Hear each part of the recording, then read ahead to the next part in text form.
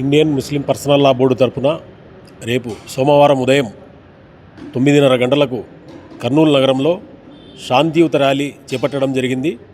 మరి ఈ ర్యాలీకి ముస్లిం మత పెద్దలు, ముస్లిం సోదరులు, సెక్యులర్గా ఆలోచించే ప్రతి ఒక్కరూ ఈ ర్యాలీకి హాజరై పెద్ద ఎత్తున హాజరై విజయవంతం చేయాలని కోరుకుంటూ, మరి ఈ యొక్క ర్యాలీ యొక్క ముఖ్య ఉద్దేశం ఏమనగా భారతదేశ రాజ్యాంగాన్ని ఉల్లంఘిస్తూ చట్టాలు చేస్తున్నటువంటి ఈ యొక్క కేంద్ర ప్రభుత్వ నిర్ణయాలను వ్యతిరేకిస్తూ మరి ఈరోజు భారతదేశంలో ఉన్నటువంటి యావత్తు ముస్లిం సమాజం ఎంతో మరి ఈరోజు బాధపడతా ఉంది, ఎన్నో రకాలుగా ఇబ్బందులు ఎదుర్కొంటా ఉంది.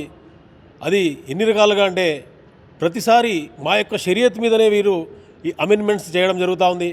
ఇది షరియత్ అంటే మాకు కూడా ఇక్కడ రాజ్యాంగంలో హక్కులు కల్పించడం జరిగింది.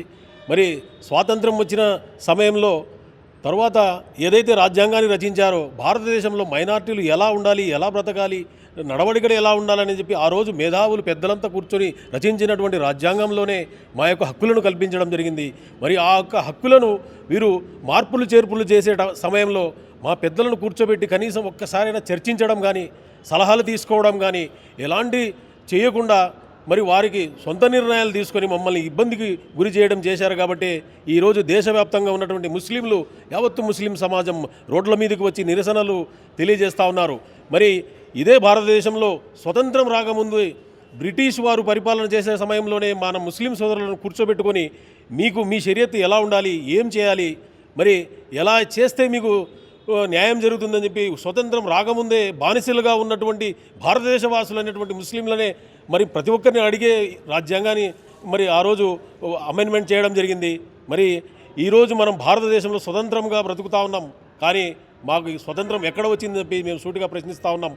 మీరు దయచేసి ఇప్పటికైనా మా ముస్లిం మత పెద్దలను కూర్చోబెట్టుకొని అమెండ్మెంట్లో మార్పులు చేర్పులు చేసి ఏదైతే పాత వక్ఫ్ బోర్డు చట్టం ఉందో దాన్ని అమలు చేయాలని మేము డిమాండ్ చేస్తూ మా వైఎస్ఆర్ కాంగ్రెస్ పార్టీ తరఫున మా జగన్మోహన్ రెడ్డి గారు కూడా ఖచ్చితంగా ఈ యొక్క అమెండ్మెంట్ బిల్లుకు సుప్రీంకోర్టులో సవాల్ చేయడం జరిగింది. మేము న్యాయ పోరాటం చేసేదానికి వైఎస్ఆర్ కాంగ్రెస్ పార్టీ సిద్ధంగా ఉంటుందని తెలియజేసుకుంటూ థ్యాంక్ యూ.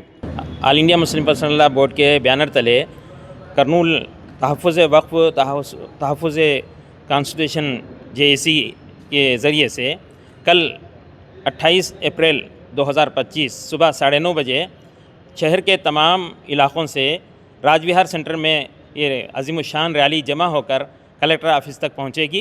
वहां कलेक्टर ऑफ़िस के पास इस रैली का अहम मकसद पर जो है तमाम पार्टियां और तमाम कमेटियां, सिविल सोसाइटी कमेटियां और तंजीमें सब जो है वहां इजहार ख्याल करेंगे और कलेक्टर साहब की खिदमत में एक मेमोरेंडम भी हम पेश करेंगे.